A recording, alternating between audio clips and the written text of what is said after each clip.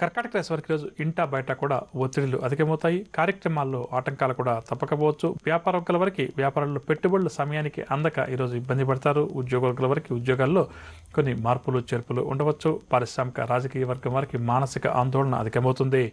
సినీ కళాకారులకు కూడా ఈరోజు అసంతృప్తిగానే గడుస్తుంది. విద్యార్థులకు ప్రతి పనిలో కూడా శ్రమ అధికంగా ఉంటుంది. మహిళలు కుటుంబ సభ్యులతోటి విభేదిస్తారు. షేర్ల క్రయ విక్రయాలు సాధారణంగా సాగుతాయి. ఇక కర్కాటక రాశి వారికి ఇవాళ కాసొచ్చే రంగు గోధుమ రంగు మరియు పసుపు రంగు. పరిహారాల విషయానికి వస్తే కర్కాటక రాశి ప్రతి ఒక్కరు కూడా శ్రీ సుబ్రహ్మణ్యేశ్వర స్వామి వారిని పూజించడం ఈరోజు చాలా మంచిది. తదుపరి సింహరాశి. సింహరాశి వారి వ్యవహారాలు ఏవైతే ప్రారంభం చేస్తారో అవన్నీ కూడా మందగిస్తాయి. ప్రయాణాలు కూడా ఈరోజు ఈ రాశి వారి మధ్యలోనే విరమిస్తారు. ఆరోగ్యపరమైన చికాకులు కూడా వీరికి అధికమవుతాయి. వ్యాపారస్తుల వారికి వ్యాపారాలు అంతంత మాత్రంగా సాగుతాయి. ఉద్యోగుల వారు ఊహించిన విధంగా బదిలీలకు సంబంధించిన సమాచారాన్ని అందుకుంటారు. పారిశ్రామిక వైద్య రంగాల వారికి విదేశీ పర్యటనలో ఆటంకాలు ఎదురవుతాయి.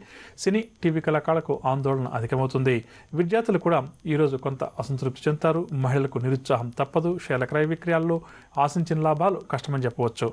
ఇక సింహరాశి వారికి కాసొచ్చే రంగు ఎరుపు రంగు మరియు పసుపు రంగు. పరిహారాల విషయానికి వస్తే సింహరాశి ప్రతి ఒక్కరూ కూడా శ్రీరామ రక్షా స్తోత్రాన్ని పఠించడం ఈరోజు చాలా మంచిది. తదుపరి కన్యారాశి.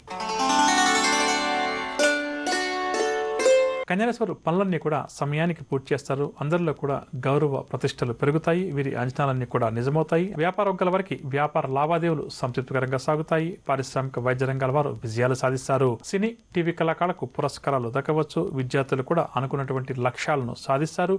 మహిళలకు కూడా ఈరోజు ఉత్సాహవంతంగా గడుస్తుంది. షేర్ల క్రయ విక్రయాలు లాభిస్తాయి. ఇక కన్యారాశి వారికి ఇవాళ కాసొచ్చే రంగు నీలం రంగు మరియు పసుపు రంగు. పరిహారాల విషయానికి వస్తే కన్యారాశి ప్రతి ఒక్కరు కూడా అన్నపూర్ణాష్టకాన్ని పఠించడం ఈరోజు చాలా మంచిది.